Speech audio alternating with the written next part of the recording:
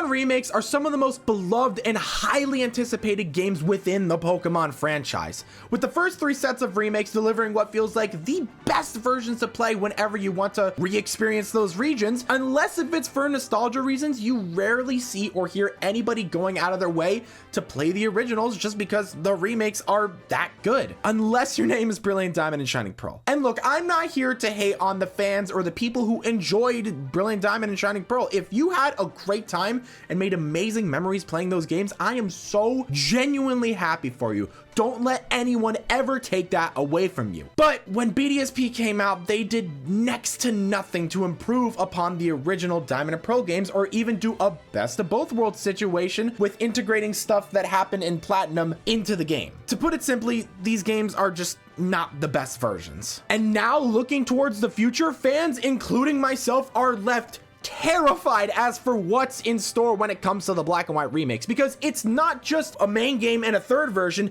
it's 2 games with 2 different events that complete one big story. And look, I understand that the Black and White remakes are probably a long way from now, hopefully, but I would like to sit down and talk about what I think the best course of action would be for the Black and White remakes. So without any further ado, let's get right into it.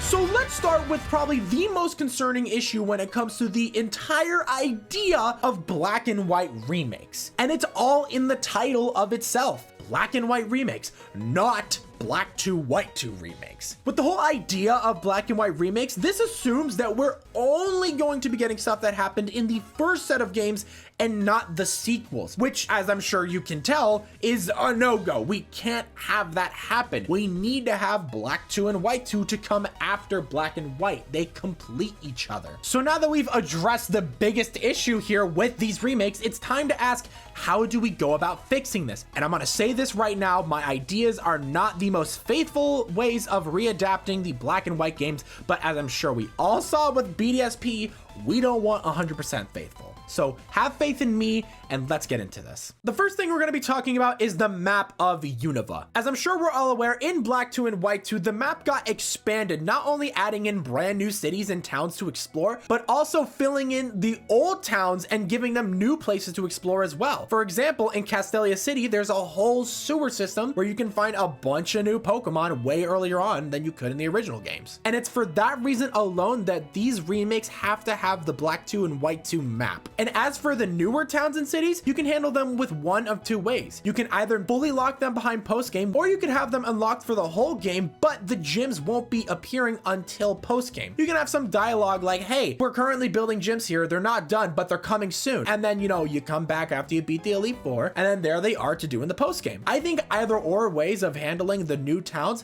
is perfect for this. And staying on the topic of post-game, that is going to be the exact method in which we're going to take to solve the whole issue with what do we do with the story and events of Black 2 and White 2? What we're going to be doing is we're going to be taking the 3 major events that happen within the Black 2 and White 2 story and putting it all into something basically equivalent to a Delta episode. As for the explanation to why I'm going about doing it this way, let me explain. If we take a look at the story and events of Black and White and compare them to Black 2 and White 2, the events in Black and White heavily outweigh the events that happen in Black 2 and White 2. I want you to think about it. Around and about every corner, Team Plasma was doing something that you had to stop or deal with overall. For God's sakes, they introduced themselves in the first new town that you made your way into, claiming their mark and stating, we are Team Plasma and we would like to liberate Pokemon. They made their mark from the get-go and they've been involved with the story ever since that first moment. In Black 2 and White 2, sure, they're around and about some places, but they don't do anything significant until Driftvale City, where you go and fight them on the boat with Sharon and Hugh. And then the next big thing is in Opalucid City, where they entirely bomb the place with ice, which then afterwards, you get on the ship, you fight the whole entire organization, basically, find Getsis, and comes in, fight him, and then the story is over. It's due to the lack thereof events in Black 2 and White 2 that I think we could condense it down into something like a Kyurem episode. Because let's be honest, it's gonna be so counterproductive for Game Freak to make a Black and White remake and then followed by, years later, a Black 2 White 2 remake. That's just not productive in any single way, shape, and form. And as for the post-game events, we are going to take the post-game from Black 2 and White 2. Hello, this is Future Egan Media here. I had entirely forgot to think of the idea that you could include the Black and White and Black 2 and White 2 post-game as the main post-game along with the story of Black 2, White 2. So I'm throwing that in there as well so I don't get any comments in the comment section saying, well, what about fighting against Pokemon? Yeah, I know, it's included. Moving on. And make that the main post game for these remakes. So the Pokemon World Tournament and all of the rest of the exploration stuff, the legendaries, and everything else you can possibly imagine will also be part of the post game so that we get the entire full package. The TLDR, make Black 2 and White 2 and its post game the post game for the remakes. So now that we've basically gotten the idea down that we're just going to be getting a combo of Black and White and Black 2, White 2 in one video game, that makes two. There are a couple of things that we do have to clarify and talk about, considering that there are some characters or plot points or just things overall in the game that we need to go over so that they don't overlap or we just entirely forget about them, because we want to get as much as we possibly can with these games and potentially add in some more stuff. So let's get into that. Now let's start with one of the more fun topics. Let's talk about the playable characters. As I'm sure we're all aware, there were 4 sets of playable characters for the overall Black and White franchise.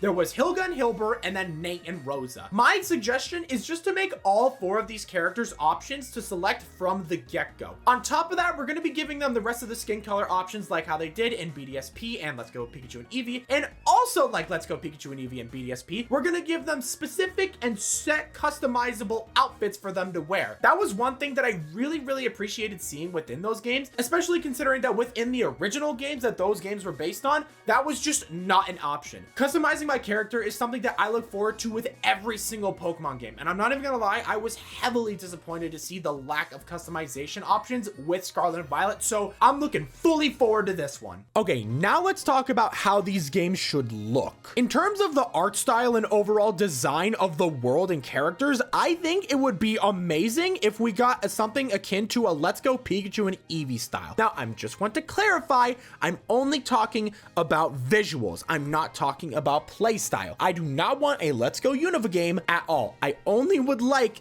if these games looked like Let's Go Pikachu and Eevee. And if you're a bit hesitant on that idea, let me offer you 2 things. One, Let's Go Pikachu and Eevee are the best looking Pokemon games on the Nintendo Switch. Everything else has an issue. While the art style and overall artistic direction for Pokemon Legends Arceus is absolutely beautiful and works perfect for the games, it would not translate well for modern remakes. And while Pokemon Sword and Shield had beautiful towns and cities, they overall started to go into this realistic art style that lost some Pokemon charm. And while the character models and Pokemon models in Scarlet and Violet look absolutely beautiful and should continue to stay at that high level of quality, the overall world of Scarlet and Violet loses all Pokemon charm as it continues to delve into that realistic art style that started within Sword and Shield. But if we take a look at Let's Go Pikachu and Eevee, those games look gorgeous and they perfectly fit the art style of Pokemon as well. Just close your eyes for 1 second and imagine Castelia City in the Let's Go Pikachu and Eevee art style. Now tell me that wouldn't look sick. And the second thing that I'm going to show you all is this piece of fan art made by this artist here. I found this on Twitter just randomly scrolling, and this looks very much so similar to the Let's Go Pikachu and Eevee art style, and I absolutely love how this looks. If we had a whole game that looked like this, I think that would be perfect. The next topic we're going to be talking about is the Pokedex. Now there were a couple of ways that I debated handling the Pokedex for these remakes, but I think the best way to go about it is to just make it like how it was in the Black 2, White 2 games, where you have the new Unovan Pokemon and the old Unovan Pokemon from the get-go. The reason why I say this is because I can only imagine how many players would instantly swap out some team members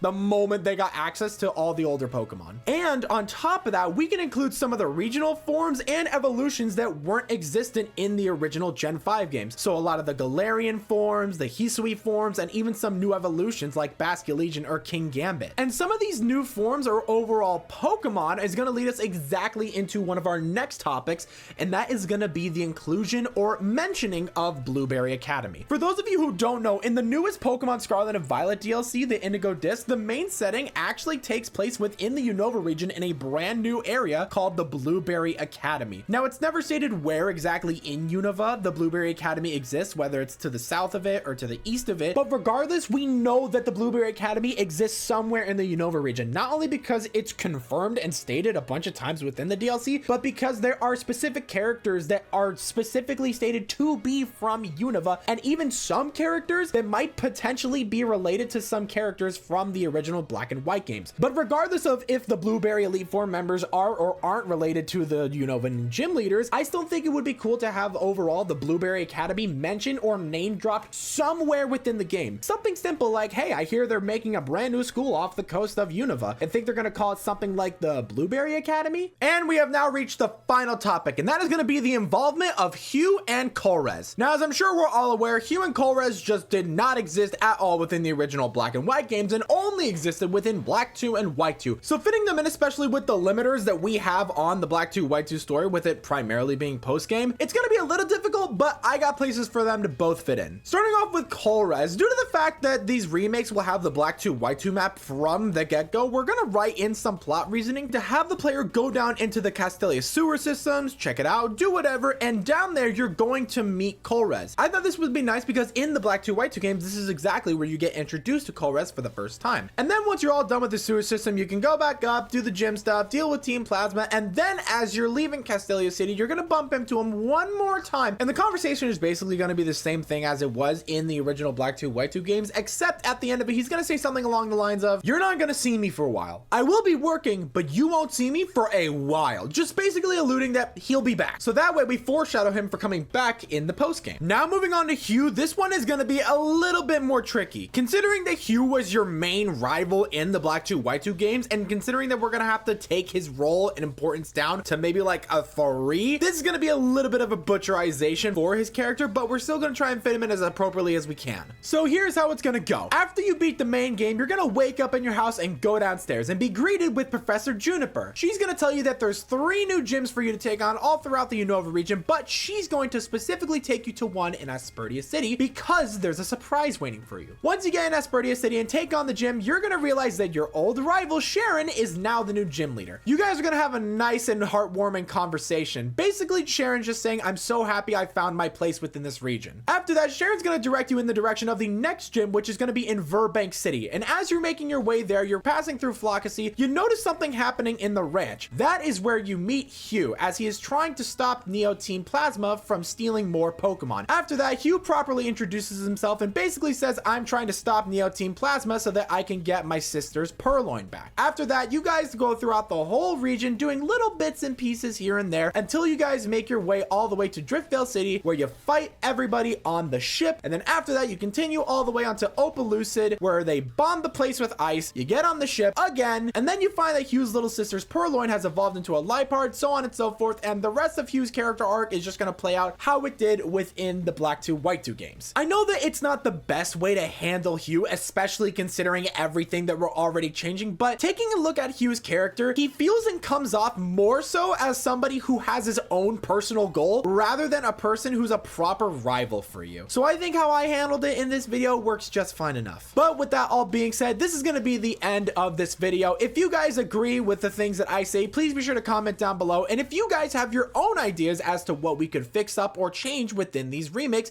comment them down below. I am genuinely so interested in hearing what you guys think. And if you don't like this video, call me out on it. Let's have a conversation. I am more than willing to. With that being said and done, thank you all so much for supporting me throughout 2023. It genuinely means so much. We're hitting 1,000 in 2024. My name is Ziggy Media, and I will catch you all in the new year. Have a good one.